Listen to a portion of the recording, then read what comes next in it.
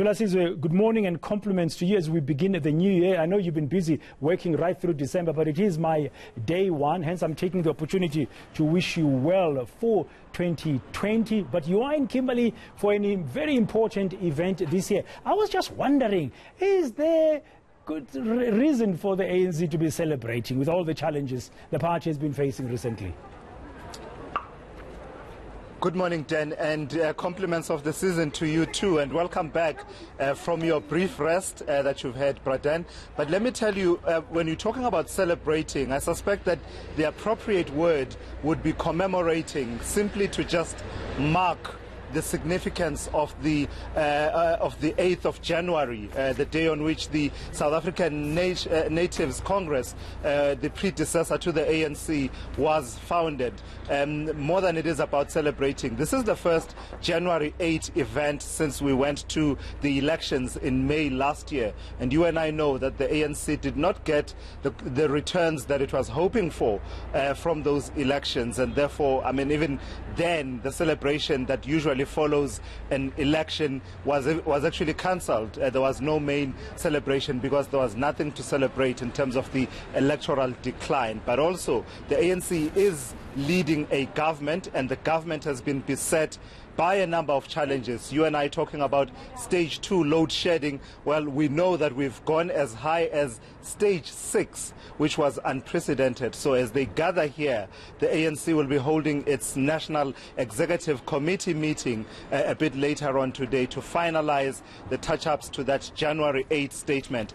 It is a trailblazer of a statement, at least it's meant to be, to blaze the trail for the year, to basically say that in the year ahead, these are the priorities for the ANC in all its manifestations. This is what we want to achieve in as far as the branches of the ANC are concerned, the leagues of the ANC are concerned, the various provinces, but also this is what we want to achieve in as far as the government that we lead. And so challenges like the load shedding in the country, the jobs that are not coming through in as far as the economy is concerned, the economic growth that is really nothing to write home about, the fight against corruption, all of this then dealing with all of these challenges while trying to keep the ANC as an organization intact and running together and pulling in one direction. No lean task, really.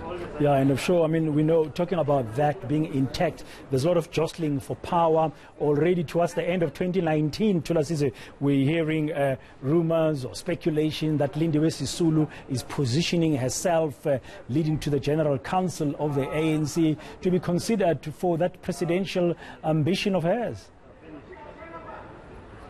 Yeah, absolutely. So you're starting to hear a bit of that talk then, because among the things that are already happening is that the ANC can't afford to dwell on 2019. It's 2020 and they have just a few months, really about 15 or so months before they head into another election.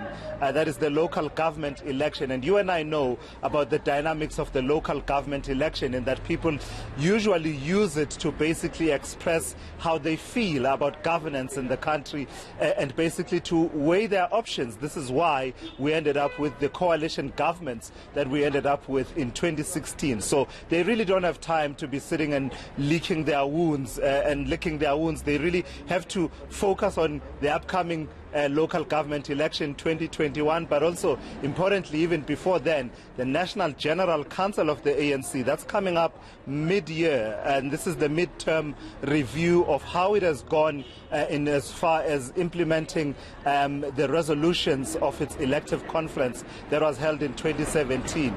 And the debate there is fierce then, in as far as that is concerned. How far has the current National Executive Committee of the ANC, led by Cyril Ramaphosa, gone in implementing those resolutions? Is it really implementing those resolutions, or is there a sense of sort of tinkering with them a little bit, those resolutions that are considered to be radical? And I say this because you are hearing whispers within the ANC of some who are not satisfied, who are basically saying that these resolutions, such as expropriation of land without compensation, yes, there's a process in Parliament, but if you look at it, it's not really being implemented. the nationalization of the Reserve Bank, and basically ensuring that all shareholding in the Reserve Bank is with the state. Those are the kind of debates you will see more and more as we build up to the National General Council, which will be mid-2020. Thank you very much. Thulasizwe Simelane in Kimberley on the ground. Well, that's where the ANC is going to be holding its 108th birthday celebration or commemoration, as Thulasizwe pointed out earlier.